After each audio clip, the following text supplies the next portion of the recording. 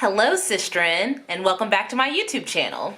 If this is your first time here, hey girl, I am ever so honored that you click play on my little old video link.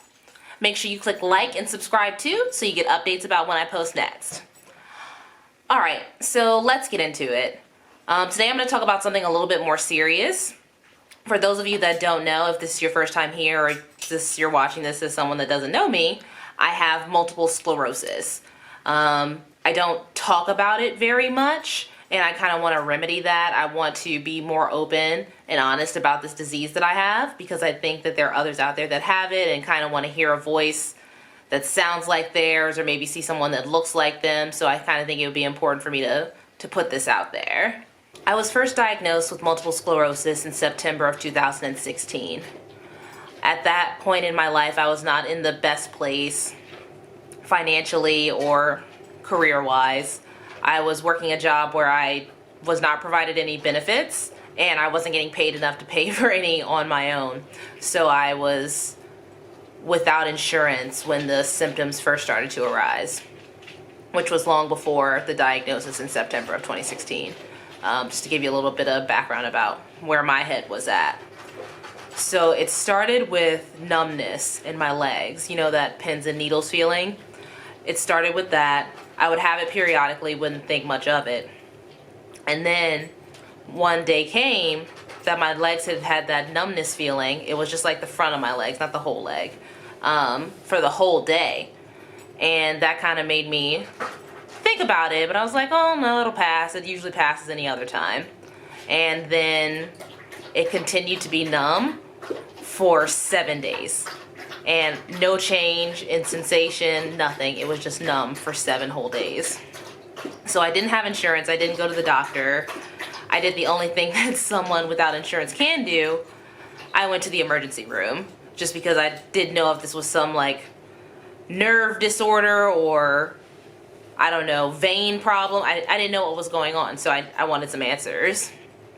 So bit the bullet, went to the emergency room, and after hours of waiting around, I was finally seen by someone, and I was basically given a CAT scan and told that, oh, it's just paresthesia, it's just general numbness, it'll pass. If it doesn't subside in another week, call your doctor.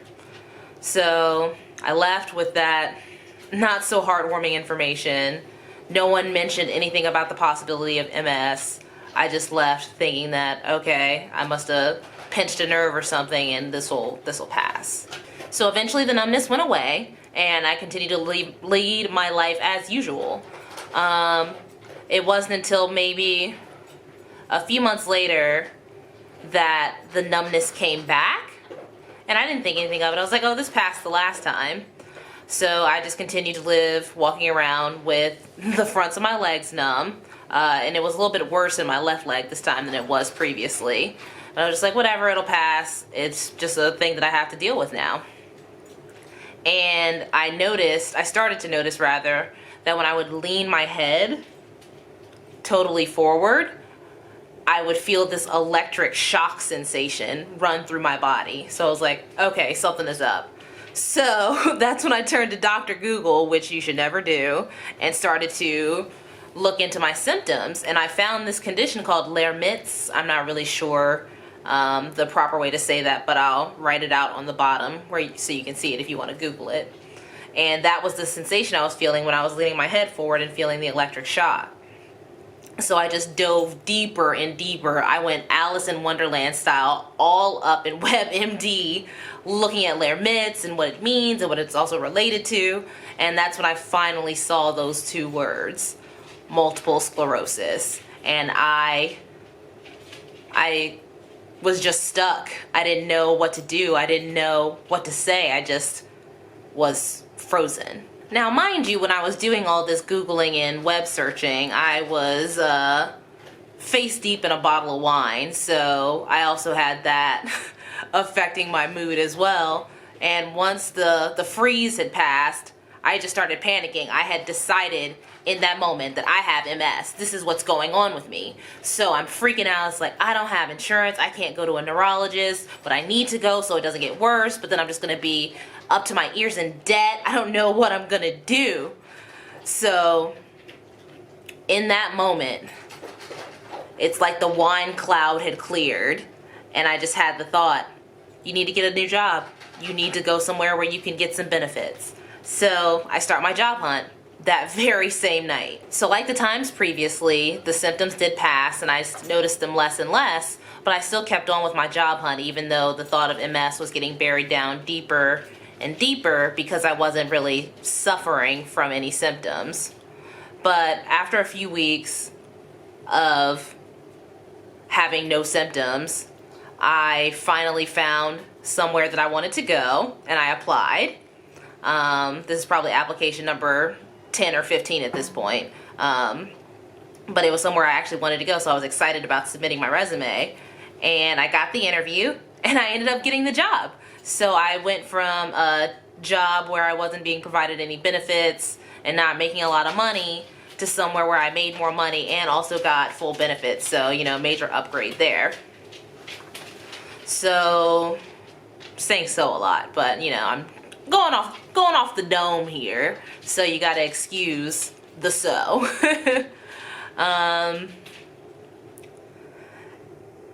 So I started the new job, and I had been there about, let's call it 3 months, 2 to 3 months, something like that. And I had volunteered for a Habitat for Humanity project. I was super excited about it, was telling everyone about it, for a good cause, you know, obviously Habitat for Humanity, but doing it with people that do theater, so also something that I believe is that I'm passionate about and I believe is important for our youth to experience. But all that aside, that's not what this is about. I woke up the morning of, and I was totally blind in my left eye. Could see absolutely nothing. So y'all are gonna think I'm crazy for this one. Woke up totally blind, and I still went to this Habitat for Humanity project. I decided to just dive face first into denial and be like, oh no, something must have happened. I must have hit my head or something. It'll come back. So even though I had done all that reading and learned about optic neuritis being the symptom that that triggers doctors to know that you have MS, I was like, nah, I'm fine. I'm just fine. Because that is my nature. I am one to suffer in silence. So I did that whole Habitat for Humanity project day. I told no one there that I couldn't see out of my left eye. I just went through that whole entire day during that project because I just could not believe that I had multiple sclerosis. I didn't want to think about the potential of losing the ability to walk or the potential to losing my ability to speak or any number of things that can happen if you have progressive MS, which I don't have. I have relapsing remitting MS, but I'll get to that diagnosis a little bit later on in the video. So wrap the project, go home, and don't even think about the blindness for the rest of that day. I go to bed that night thinking, you know what, when I wake up in the morning, I'll be able to see again and everything will be fine. So of course, I woke up the next morning and no, I could not see again. I was still blind in my left eye. And I decided that I needed to do something. So I knew that I needed to get a referral to see a neurologist for my insurance. So instead of going to the ER, I just went straight to patient first because I knew what was going on was not an actual emergency. Like I had committed in my heart when I woke up that morning that I have MS and I need to start dealing with that and working on it. So I went to patient first, told them what was going on. They actually wrote me a referral for a neuro-ophthalmologist just to confirm that what was causing the optic neuritis was MS. So I actually was able to get an appointment within a couple days at the neuro-ophthalmologist, and he took some scans of my eye, and he said, I'm going to refer you to an MS specialist, a neurologist that's an MS specialist, because I'm pretty sure you have multiple sclerosis. So I was like, okay, got it. That was the first time that a medical professional had said to me, I think you have multiple sclerosis. And y'all, I felt all of the feels, like feels you cannot even begin to comprehend. Or maybe you can if you've gone through this yourself.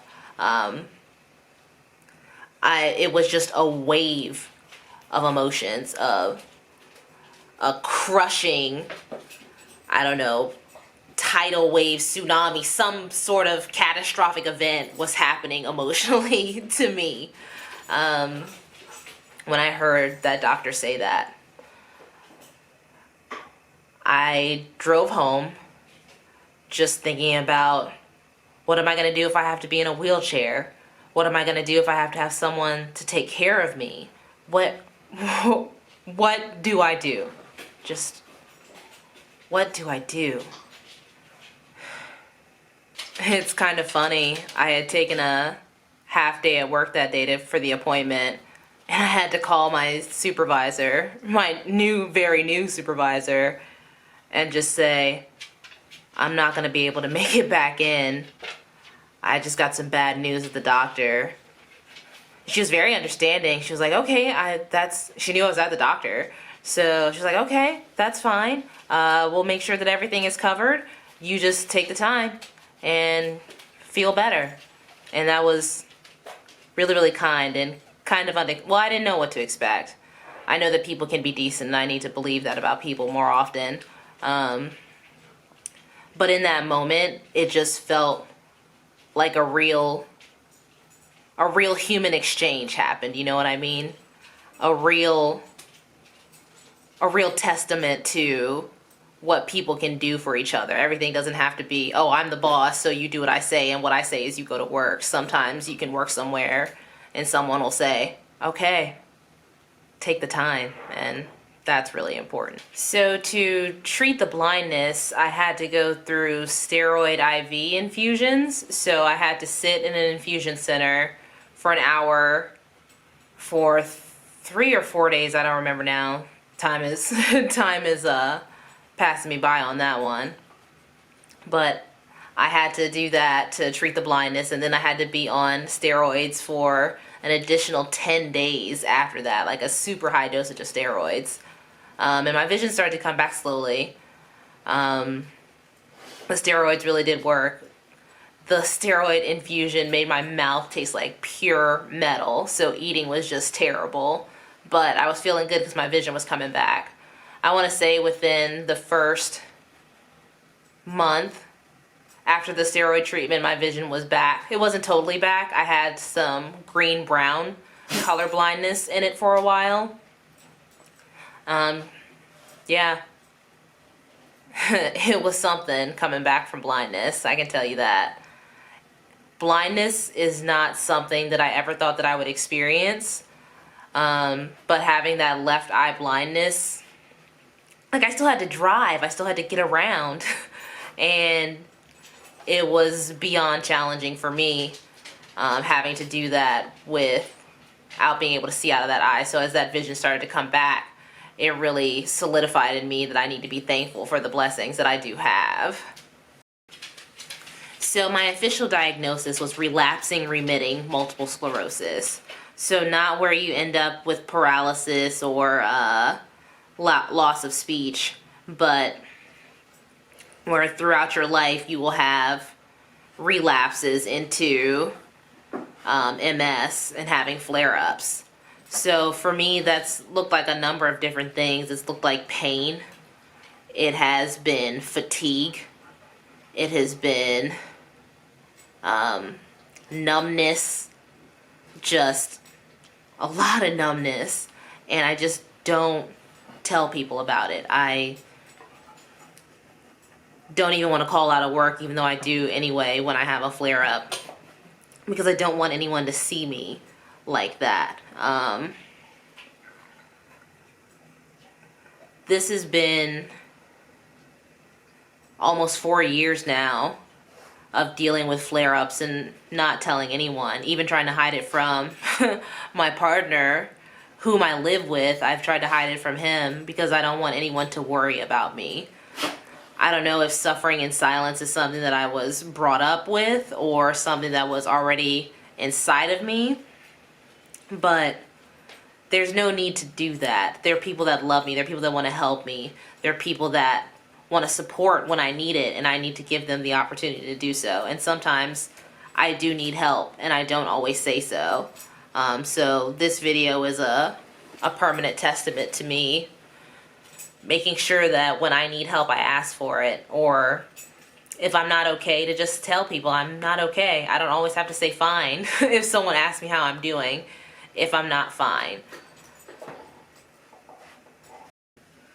So I've been telling this story all just disjointedly over multiple cuts, but I just hope it came together. I hope it was something that you all could process and understand.